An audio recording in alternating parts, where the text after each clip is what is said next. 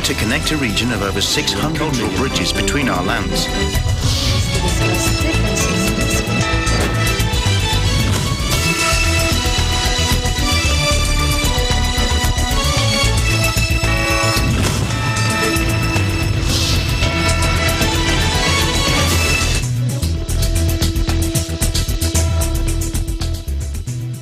Hello, I'm Alma Angeles. Welcome to ASEAN in Focus. And joining me today is from our EBC Vietnam Bureau. Hello, Charlene. Hi, Alma. Good afternoon. And to everyone who's watching, I am Charlene Navaja from your EBC Vietnam Bureau, bringing you the latest news in the dynamic ASEAN region. On today's headlines. A magnitude 6 quake jolts Surigao del Sur, according to the Philippine Institute of Volcanology and Seismology.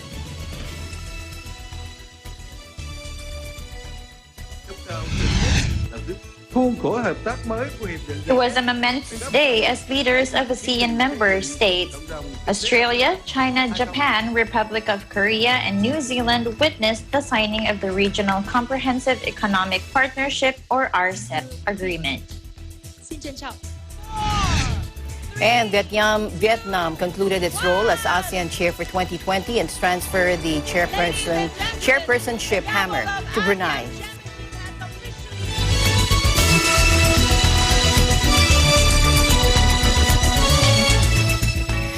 First, a magnitude 6 quake jolted Surigao del Sur on Monday, according to the Philippine Institute of Volcanology.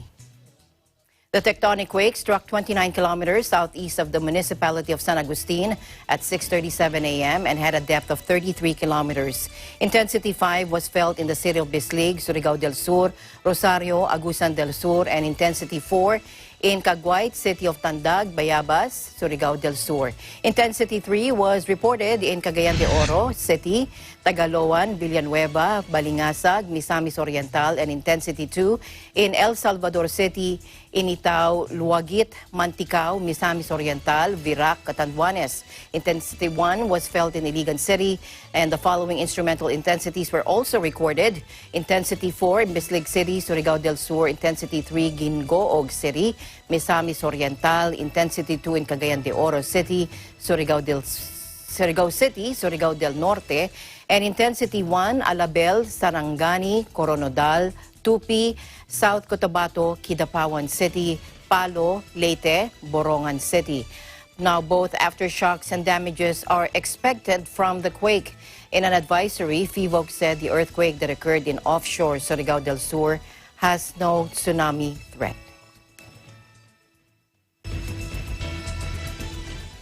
And we have an update coming in live from Davao del Norte on the 6.4 magnitude that hit Davao earlier. Clever J. Gabriel. Hello, Clever. Kumusta na dyan sa Davao at ano ang naranasan nyo kaninang tumama itong lindol na ito? Yes, isang malakas na lindol ang gumising sa maraming residente sa Tagum City, mga karatigbayan at halos buong probinsya ng Mindanao nitong alas 6:37 ng umaga. Sa official Facebook page ng Philippine Institute of Volcanology and Seismology, tinukoy nito ang epicenter ng lindol na nasa 83 degrees west ng San Agustin sa Surigao del Sur. Ayon sa FIVOC, nasa 6.4 magnitude ang lindol na may 0.58 kilometers ang lalim. Ang specific location nito ay 08.76 north, 126.13 east, 011 kilometers north, 83 degrees west of San Agustin, Surigao del Sur. Habang ang reported intensities ay naramdaman sa Bislig City na may intensity 5. Sa instrumental intensities ng FIVOC ay nasa intensity 4 ang ibang bahagi ng Bislig City, habang intensity 3 sa Gingoog City, Misamis Oriental, intensity 2 sa Cagayan de Oro City, sa Surigao City, Surigao del Norte. Intensity 1 naman ang Alabel, Sarangani, Coronadal, Tupi, South Cotabato, Kidapawan City, Palo, Leyte at Borongan City. Nagpalabas din agad ang FIVOC ng advisory hinggil sa no tsunami threat dahil sa location nitong 08.76 north at 126.13 east offshore ng Surigao del Sur. Naramdaman din ang pagyanig ng lupa sa Iligan City at sa iba pang bahagi ng Lanao del Sur. Sa ngayon, wala pang naiulat dito sa Davao del Norte hinggil sa casualties ng naturang lindol. Patuloy na pinag-iingat ang mga residente at maging observant sa galaw ng panahon. Kung may ganitong mga pagyanig ng lupa, laging tandaan ang duck, cover and hold at laging safety first. Matapos ang malakas na lindol kaninang umaga, malakas na buhos ng ulan naman ang nararanasan dito sa Tagum City at sa ibang bahagi ng probinsya ng Davao del Norte ngayong o kaninang alauna ng hapon. Ayon sa ipinalabas na weather forecast ng Pag-asa, makakaranas ng maulap na kalangitan na may isolated rain showers o pag-ulan na may kasamang kulog at kidlat. Mararamdaman naman ang hangin hanggang katamtamang lakas mula sa silangan hanggang sa may amihan ng silangan na may katamtamang lakas ng alon dahil sa localized thunderstorm. Ang magiging temperatura sa Davao Region ay nasa 26 to 35 degrees centigrade. Pinaalalahanan naman ang mga Pilipinong narito sa Davao Region na hindi lamang face mask at face shield ang laging dalhin, isama na rin ang kapote at payong. Mula rito sa Tagum City, Davao del Norte, para sa Eagle News, Clever J. Gabriel will live in interesting times. Maraming salamat sa iyo, Clever. Hinatuan, nakapagtala ng mga sirang kagamitan dahil sa nangyaring paglindol. May report si Lenlen Rosales. Hello, Lenlen. Naramdaman kaninang alas 6:37 ng umaga sa San Agustin, Surigao del Sur, ang 6.4 magnitude na lindol. Maging ang mga kalapit na bayan nito sa Surigao del Sur ay naapektuhan. Ayon sa Municipal Disaster Risk Reduction Management Council o MDRRMO ng Hinatuan, maraming mga produkto sa mga tindahan, kagamitan sa Municipal Hall at kagamitan sa mga bahay ang natumba at nasira. Wala namang naiulat na mga establishmento ang naapektuhan. Sa ngayon ay ginagawa pa rin ng MDRRMO sa natukoy na munisipalidad ang pag-i-inspeksyon sa mga lugar dito upang makita pa at malaman kung sino at ano-ano ang nasira o naapektuhan. Ngunit ayon sa lokal na pamahalaan, hindi dapat masyadong mag-alala dahil wala namang banta ng tsunami ang aasahan ukol sa Philippine Institute of Volcanology and Seismology, pero aasahan pa rin ang iilang aftershocks kaya kinakailangan maging alerto at handa ang bawat isa. Ihanda na lamang ang mga emergency kit at essentials upang maging sigurado sa anumang mangyari. Mula dito sa Hinatuan, Surigao del Sur, para sa Eagle News, Lenlen Rosales, Believe in Interesting Times.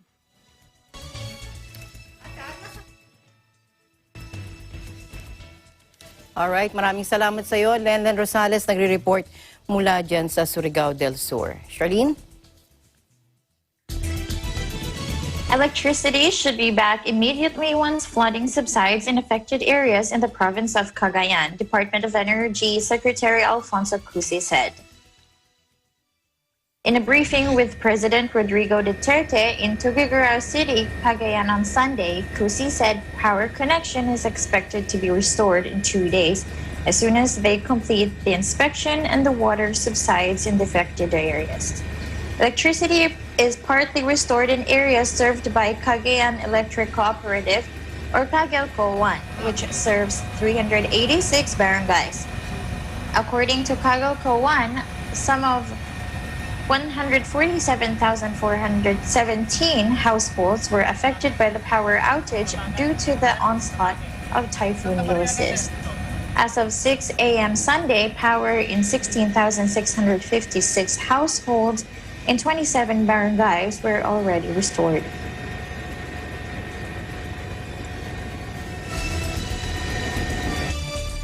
And staying in the Philippines, President Duterte rejected criticisms that death and destruction experienced during Cagayan Valley's worst flood in 40 years was the result of negligence of local government units. In an ambush interview, the president defended LGU's response to Typhoon Ulysses, saying they have been prepared long before the typhoon made its landfall. Contrary to what critics say, the president said LGUs have been quick in responding to the needs of typhoon-hit victims, but also had to keep track of their spending. He also defended the decision to release water from Magat Dam, which flowed toward Cagayan, causing the flood. Take a look. Sir, kapabayaan yung mga LGU sa kahandaan sa Bagyong Ulysses, and especially do not believe in that. That's garbage. Alam mo, lahat ng mga the one in charge sa mga yung preparations for emergency, long before dumating yung typhoon, deploy na yan mga tao dito, including the nearest, yung mga makinarya, nandyan na sa the nearest to the provinces na which we suspect to be prone to flood. Sir, what about yung mga releasing ng tubig sa dam? Marami po mga nagreklamo ng mga LGU, hindi raw po na-coordinate sa kanila. Sa dam, you have to release it, otherwise you have a catastrophe. You have to release every dam in this world. Pagka puno na yung tubig, i-release talaga yan. Otherwise, magkalat yan pag nasira. You have, as I said, a catastrophe in your hands.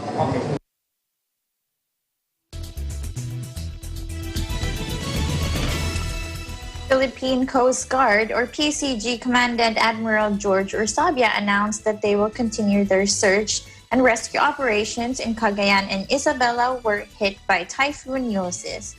The PCG also plans to distribute food packs and relief goods to residents affected by the typhoon. Opo, yung Coast Guard po natin ay maaga pa po, madaling araw kanina, ay nag-resume na po sila ng search and rescue operation nila. At totoo po yung ni-report ninyo kanina doon sa bandang Alcala ng Cagayan, nakakuha sila ng other, over and above doon sa mga na-rescue nila mga tao, they were able to retrieve also 2 cadavers. So tuloy-tuloy yung mga efforts natin. Itong nagkakandak ng rescue operation doon sa Alcala ay augmentation na po galing sa Ilocos Norte. Kasi kulang po talaga yung puwersa ng Coast Guard doon nakabase sa northeastern Luzon or dyan sa Cagayan at saka Isabela. So we have to send additional PCG personnel at saka kagamitan, which we did even as early as 2 days ago and the bulk of which was yesterday. At andun na po, tumutulong po, tuloy-tuloy po. Pero ang magandang balita, medyo nag-subside na po yung baha. Bumaba na po. So that's a good news. At karamihan po na yung kailangan i-rescue ay hindi na po nagpapa-rescue. Ang gusto lang po nila ay madalan sila ng pagkain. Kaya we are thinking now or planning how we can bring food to them via our air assets because we have 2 helicopters there.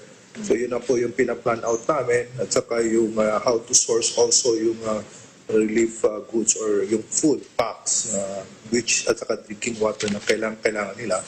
And that's what we intend to do. Dahil maganda lang panahon, hindi na rin ganun kalakas yung current, kaya kaya na rin ang floating assets natin, kaya na.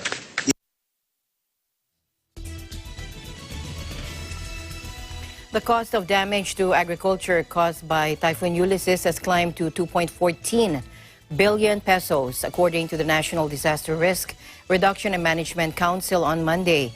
In its 10 a.m. update, the agency said the cost of damage was higher than Sunday figures, which was only around 1.2 billion pesos. The damage was noted in Regions 1, Ilocos Region, in Cagayan, Central Luzon, in Calabarzon, Bicol, and the Cordillera Administrative Region. Damage to infrastructure was pegged at 482.85 million pesos, and these were recorded in Region 1, Region 4B, which is Mimaropa, and Region 5. Storm Bamco barreled into Vietnam on Sunday, damaging buildings and injuring at least 5 people after wreaking devastation in the Philippines. The storm made landfall on Sunday morning with winds up to 90 kilometers per hour, according to media reports, uprooting trees and blowing the roofs off houses and schools. Bamco is the latest in a series of storms that have pummeled Vietnam over the past 6 weeks, causing flooding and landslides that have killed at least 159 people and left 70 others missing. Initial reports from the Disaster Management Authority on Sunday said that 5 people were injured while they were trying to secure their houses. Bamco has weakened since hitting the Philippines as a typhoon with winds up to 155 kilometers per hour, but state media said it had still caused significant damage, though details were not immediately available. Authorities evacuated nearly 650,000 people from 7 coastal provinces to higher and safer ground before the storm hit to try to reduce casualties. Agriculture and Rural Development Minister Nguyen Xuan Phuong told the VN Express News website he hoped that precautions would minimize the storm's impact.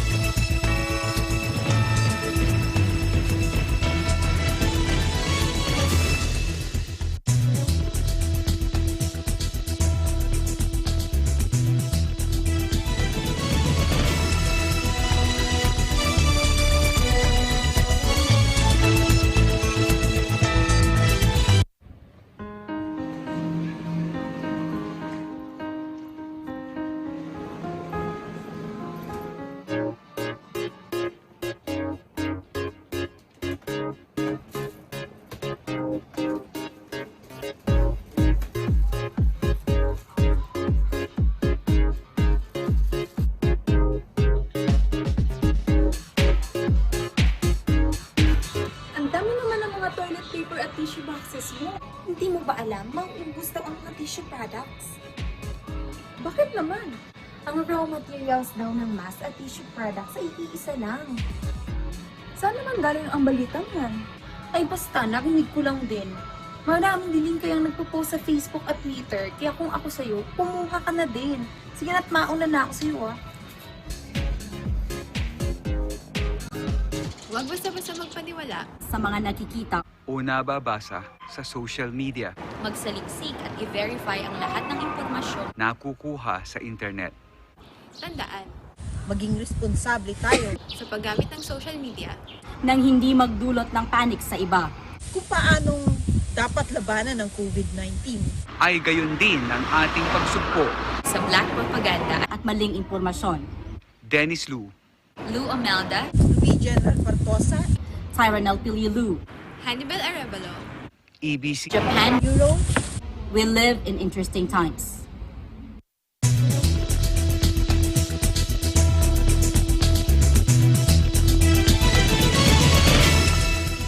Welcome back. 15 Asia-Pacific countries on Sunday signed the world's biggest free trade deal, seen as a huge coup for China in extending its influence. The regional comprehensive economic partnership includes 10 Southeast Asian economies, along with China, Japan, South Korea, New Zealand, and Australia, with members accounting for around 30% of global GDP. First proposed in 2012, the deal was finally sealed at the end of the Southeast Asian Summit as leaders push to get their pandemic-hit economies back on track. Take a look. Khuôn khổ hợp tác mới của Hiệp định RCEP sẽ góp phần đẩy mạnh tiến trình xây dựng cộng đồng kinh tế ASEAN 2025. Từ đó, ASEAN sẽ trở thành đối tác năng động, mạnh mẽ, hợp tác vì sự thịnh vượng. Tôi tin tưởng rằng Hiệp định RCEP sẽ sớm được các nước phê chuẩn và đưa vào thực thi trong thời gian tới, góp phần hỗ trợ quá trình phục hồi kinh tế sau đại dịch Covid-19 và đem lại thịnh vượng chung cho người dân, cho doanh nghiệp của tất cả các nước thành viên. The agreement to lower tariffs and open up the services trade within the bloc doesn't include the United States and is viewed as a Chinese-led alternative to a now-defunct Washington Trade Initiative. Many of the signatories are battling severe coronavirus outbreaks, and they're also hoping the RCEP will help mitigate the crippling economic costs of the illness. Indonesia recently tumbled into its first recession for 2 decades, while the Philippine economy shrunk by 11.5% on year in the latest quarter. India pulled out of the agreement last year over concerns about cheap Chinese goods entering the country and was a notable absentee during Sunday's virtual signing. It can join at a later date if it chooses. Even without India, the deal covers more than 2 billion people. Crucially, it should help shrink costs and make life easier for companies by letting them export products anywhere within the bloc without meeting separate requirements for each country. The agreement touches on intellectual property, but environmental protections and labor rights are not part of the pact. The deal is also seen as a way for China to draft the rules of trade in the region after years of U.S. retreat under President Trump, which have seen Washington pull out of a trade pact of its own, the Trans-Pacific Partnership, or TPP. Though U.S. multinationals will be able to benefit from RCEP through subsidiaries within member countries, analysts said the deal may cause President-elect Joe Biden to rethink Washington's engagement in the region. And this could see the U.S. eye the potential benefits of joining the TPP's successor deal, the Comprehensive and Progressive Agreement for Trans-Pacific Partnership, or CPTPP, said Rajiv Biswas, APAC chief economist at IHS Markit.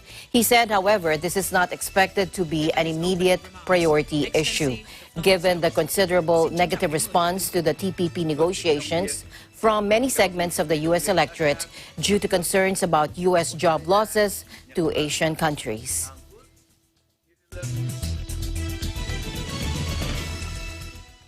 President Duterte underscored that ASEAN member states and Australia must address extreme poverty, which has been worsened by the COVID-19 pandemic. Part of the collective efforts is to accelerate each nation's and the region's socio-economic recovery. The president enumerated various ways. First is the reinvigoration of trade and economic ties. He cited the ASEAN-Australian-New Zealand Free Trade Agreement and the Regional Comprehensive Economic Partnership Agreement. Thank you, Mr. The World Bank estimates that the COVID-19 pandemic will push an additional 150 million into extreme poverty by 2021. This is a dramatic reversal of individual and collective nations' efforts to lift people out of poverty, and a grave concern for all. With more people poor,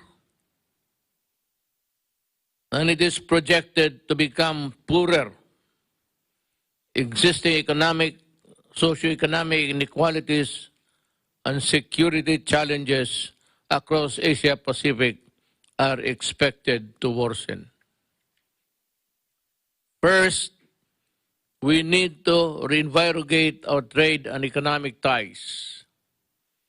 The ASEAN, Australian, New Zealand Free Trade Agreement and the Regional Comprehensive Economic Partnership Agreement provide key frameworks that will allow a more buoyant bounce back to our economies. Yet we need to acknowledge that the pandemic has changed the way we do business. Science, innovation, and technology, however, can provide direction on open pathways for economies to recover and successfully transition to the fourth industrial revolution. We must intensify cooperation in this area.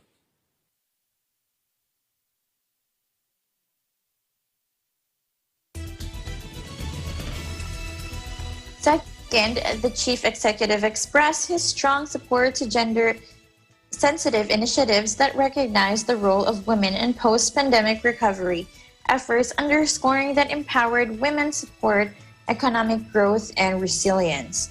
Third, the president asked his counterparts to prepare the region for future pandemics, by building the capacity of the health system through the ASEAN-Australian Health Security Partnership. And world leaders, along with UN Secretary General Antonio Guterres and World Bank President David Malpass, attended the online East Asia Summit meeting, one of several forums at the ASEAN Online Summit chaired by Vietnam, to discuss the several issues, including post-COVID-19 recovery plans. Take a look. In East Asia alone, as many as 39 million people could revert to extreme poverty. The global community needs to tackle this challenge with compassion and solidarity to recover stronger and stay on track to achieve the Sustainable Development Goals. I commend the recent decisions of China, Japan, and the Republic of Korea committing to net zero emissions. To reach carbon neutrality by 2050, I'm calling for all countries to stop building new coal power plants and for partners to stop financing them. Countries also need to put a price on carbon and then subsidies for fossil fuels. Our response to the COVID-19 crisis must be aligned with the Paris Agreement and the Sustainable Development Goals. In the current crisis, East Asia was the first to enter crisis and is well positioned to be the first region to recover from it. Countries will need to prepare for a different economy post-COVID by allowing capital, labor, skills, and innovation to move into new businesses and sectors. World Bank President David Malpass said also that the disruption of trade and global value chains presents both a challenge and an opportunity. He said the World Bank strongly supports trade facilitation measures to encourage greater flows across borders. He said we've expanded trade finance to banks in the East Asia and Pacific region and beyond. For example, he said one of IFC's first COVID-related projects was to increase trade limits for 4 Vietnamese commercial banks. He also said that the World Bank is also working with countries to strengthen their domestic capital markets. For example, Indonesia and Vietnam are part of the Joint Capital Market Program, or JCAP, where they are supporting governments in areas of pension reform, strengthening capital markets regulation, and introducing new capital market products.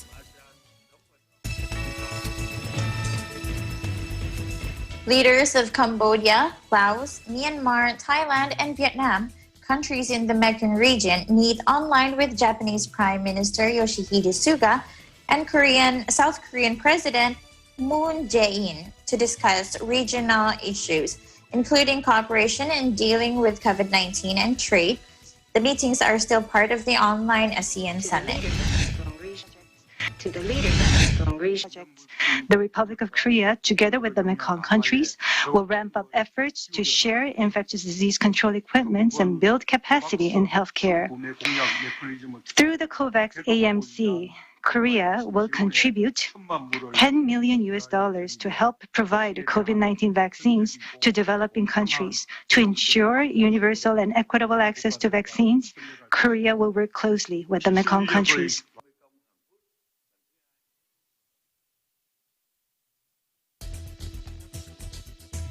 President Moon renewed his commitment to the COVID-19 ASEAN Response Fund.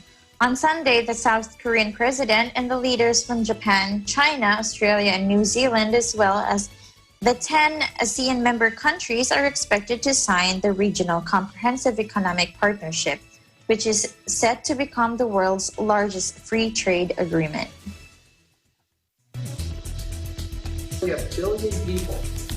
And staying at the summit, U.S. National Security Advisor Robert O'Brien spoke with ASEAN member states leaders during the online ASEAN Summit to discuss the regional issues, including cooperation in fighting COVID-19. And Mr. O'Brien said the U.S. and ASEAN support each other in terms of security issues. Let's listen in. We are glad to have contributed $87 million to combat the coronavirus in the ASEAN region, to include providing American-made ventilators and PPE to our ASEAN partners. These contributions build upon the robust foundation the United States and ASEAN countries have partnered to build in the area of public health and the fight against infectious disease over the past 2 decades. Together, we have fought to save countless American and ASEAN lives. In just the last year, the United States committed nearly $250 million to enhance ASEAN defense capabilities and train many ASEAN service members. The U.S. Indo-Pacific Transparency Initiative, we've invested more than $950 million in promoting the rule of law, resilience, and good governance across the region. Our strategic partnership, representing the aspirations of nearly 1 billion people, has never been stronger. It's a partnership of free, equal, and independent nations rooted in deep respect for one another's sovereignty. The United States has your back, and we know you have ours. O'Brien, who participated in the summit as President Trump's special envoy, shared a message on behalf of the president welcoming the 5th anniversary of the U.S.-ASEAN strategic partnership. President Trump is preoccupied with challenging the results of last week's U.S. presidential election, and he has also refused to concede defeat to Democratic President-elect Joe Biden, who is due to take office in January. President Trump attended the ASEAN summit in 2017 but sent only representatives during the last 2 meetings. A special summit with the ASEAN that he was supposed to host in Las Vegas in March was called off due to the COVID-19 pandemic. Leaders of ASEAN member states meet with counterparts from China, Japan, South Korea, and India to discuss regional issues and cooperation, especially in dealing with the COVID-19 pandemic and upholding peace and stability in the region. China will continue to work with ASEAN countries on the path of peaceful development to uphold peace and stability in our region. Through dialogue and consultation, we will continue to work with each other to address the differences and disputes between our countries. The ASEAN Outlook on the Indo-Pacific, adopted by ASEAN last year, is a strong voice to promote the rule of law, openness, transparency, and inclusiveness as the principles for action by ASEAN. We are in strong support of the Outlook, which covers many common grounds with the Free and Open Indo-Pacific initiative advocated by Japan.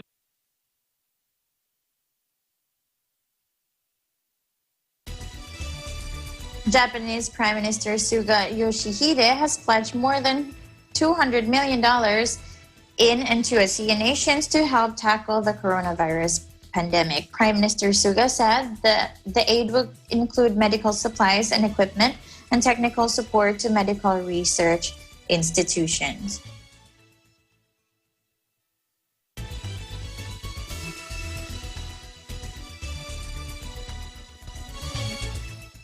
Lieutenant General Cirilito E. Subihana, Commanding General of the Philippine Army, has discussed with Indonesian counterpart General Andika Perkasa wide range of issues of mutual interest, especially on security threats and in containing the spread of coronavirus. In a text message, Subihana described his discussion with Perkasa on Saturday as a very fruitful virtual meeting. Subihana said, "We discussed matters of mutual concerns, especially in addressing the security threats in the territorial boundaries of the Philippines and Indonesia. The two neighboring countries, both members of the Association of Southeast Asian Nations, or ASEAN, are facing terrorist threats by the Abu Sayyaf for several decades now. Abu Sayyaf terrorists were responsible for several terror attacks in the southern Philippines and Indonesia. The latest twin attacks by the Abu Sayyaf were in Sulu last August, killing 14 people, including 11 army soldiers, and wounding more than 80 others. Subihana is a veteran in combat against the Abu Sayyaf and a Medal of Valor awardee, the highest award by the Armed Forces of the Philippines, or AFP, given to a soldier for gallantry in combat. During his virtual meeting with Perkasa, Subihana said they discussed on how to stop the spread of deadly COVID-19 in their respective countries.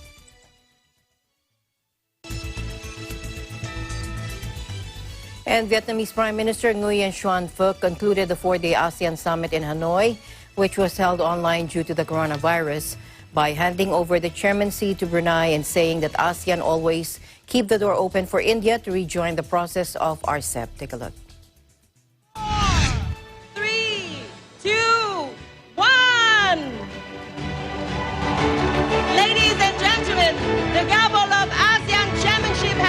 officially been handed over to Brunei Darussalam, Chair of ASEAN 2021. Please give a big applause to congratulate Brunei Darussalam in taking over. Speaking at the closing ceremony, Vietnamese Prime Minister Nguyen Xuan Phuc said that leaders of ASEAN countries discussed and agreed on a range of drastic and practical measures to boost cooperation to respond to and overcome challenges facing the bloc, including the COVID-19 pandemic, and to make the ASEAN community become stronger and truly become a nucleus of the region, with people always put at the center. The summits agreed on important contents, thus creating a new driver for relations between ASEAN and its partners and reaffirming strong commitments to multilateral cooperation as well as economic linkages and liberalization. The Vietnamese leader added that during these summits, leaders of participating countries reached consensus on numerous important decisions.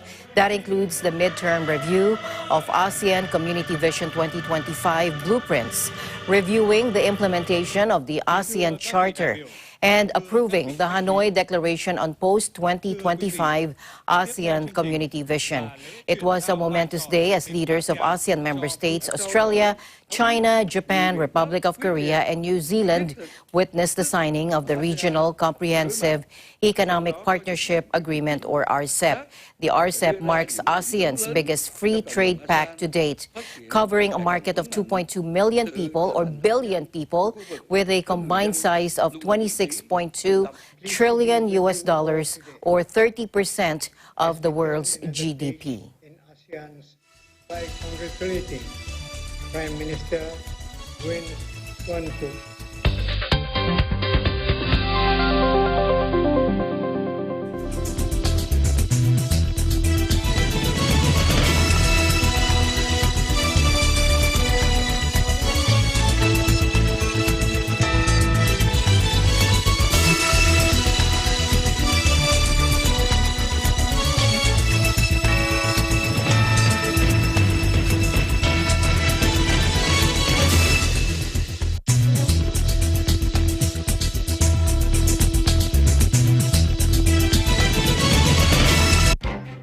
Events happen around us all the time, in our community, in our country, around the world.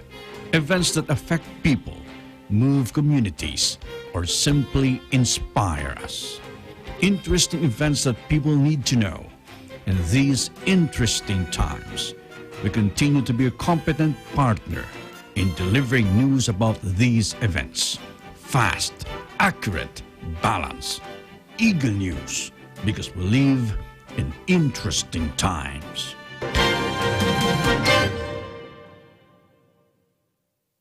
Hey everyone! I'm Nikki Fakal Arsena. Abangan niyo po ako and the rest of the Barkada and your favorite OPM artists on Letters and Music. Prime time na! Mula Monday to Friday, 8 p.m. only on Net 25.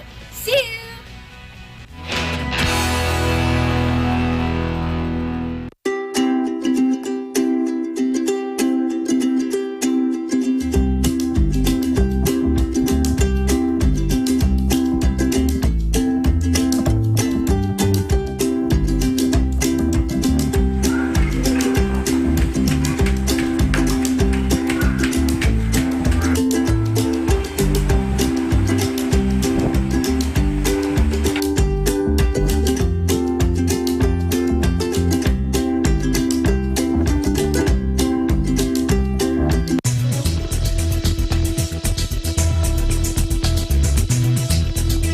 Welcome back to CNN Focus. A Thai hip-hop group known for its political lyrics performed live at the Bangkok pro-democracy rally on Saturday after releasing a new song taking aim at the monarchy. Rap Against Dictatorship debuted their latest song, Reform, a few hours after protesters had scaled Bangkok's democracy monument to unfurl a banner scribbled with anti-government slogans. ว่าประเทศเฮียนี่แม่งมีอะไรวะที่ไม่ต้องบอกก็รู้ดีนำคำว่าปฏิรูปเนี่ยออกไปวงกว้างได้แล้วมีคนพูดถึงคำนี้มากขึ้นครับผม ตอนนี้ยังแต่ถ้าเริ่มมีสัญญาณนะว่าเขาจะดำเนินคดีหรือว่าอะไรเหมือนตอนประเทศกูมีเนี่ยเราอาจจะต้องปรึกษาทีมทนายสิทธิ์ครับเพราะคุณทำหลักการหล่นหายประชาชนจึงออกมาตามหาคือเราสรุปจากสถานการณ์ที่ผ่านมาหมดเลยว่าเราพยายามออกมาเรียกร้องประชาธิปไตยออกมาเรียกร้องข้อเสนอ3ข้อการที่นายกต้องลาออกการแก้รัฐธรรมนูญแล้วก็การปฏิรูปสถาบันกษัตริย์แต่ว่ารัฐบาลยังไม่มีท่าทีอะไรเลยที่แสดงให้เห็นความจริงใจในการจะแก้3ข้อนั้นหรือว่าเอาไปพูดคุยอย่างจริงจังเราก็เลยทำเพลงนี้ออกมาครับ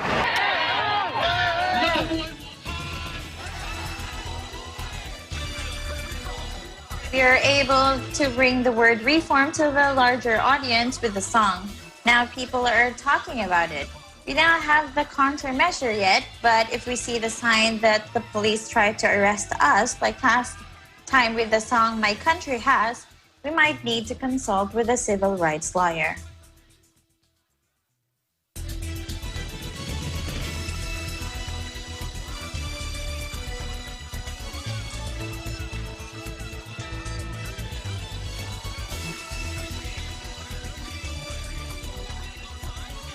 The government lost the principle, so the people come out to find it. One of the lyrics in their new song, Reform. We concluded that we have been protesting, urging the government to respond to our 3 demands, which are the resignation of General Prayut Chan-o-cha, the rewrite of the constitution, and the reform of the monarchy, but the government has not shown their willingness to respond to the demand or starting a dialogue. That's why we create this song.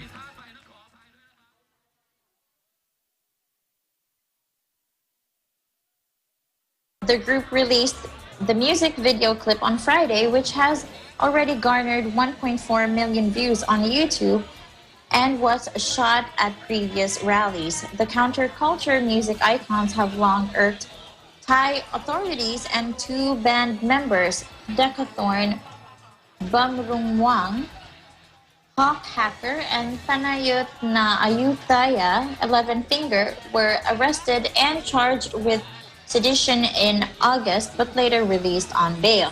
Thai pro-democracy protesters scaled a Bangkok monument Saturday night to unfurl a giant banner scribbled with anti-government slogans, and a Thai hip-hop group took aim at the monarchy with their new song. The kingdom has for months experienced massive student-led demonstrations demanding a new constitution, changes to how the royal family operates, and for Prime Minister Prayut Chan-o-cha, who rose to power in a 2014 code, to resign.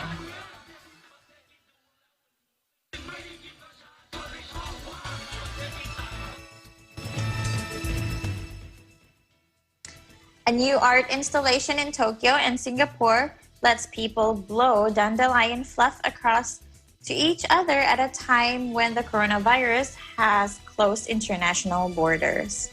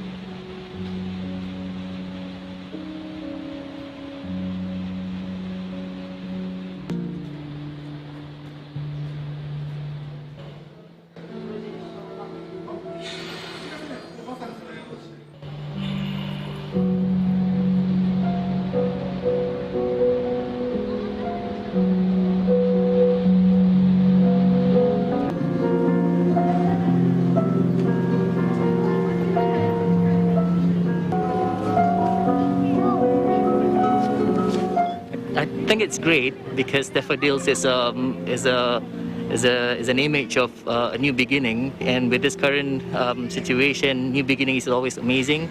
And reaching out to those places that you can't visit, especially Japan, makes you feel kind of connected to it.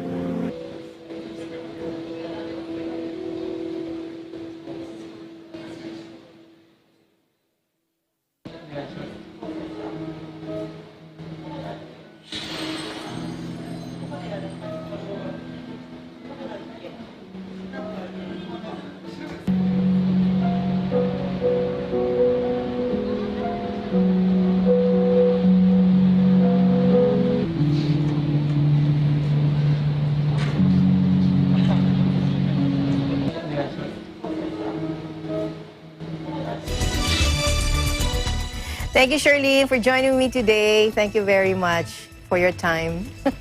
Yes, thank you so much, Alma, and I hope you guys are safe. You too. And yes, I will always pray for the Philippines. Thank you. So that's all the news in the ASEAN region. I am Charlene Navaja from your ABC Vietnam Bureau. We live in interesting times. Thank you, Charlene, and I'm Alma Angeles. We live in interesting times.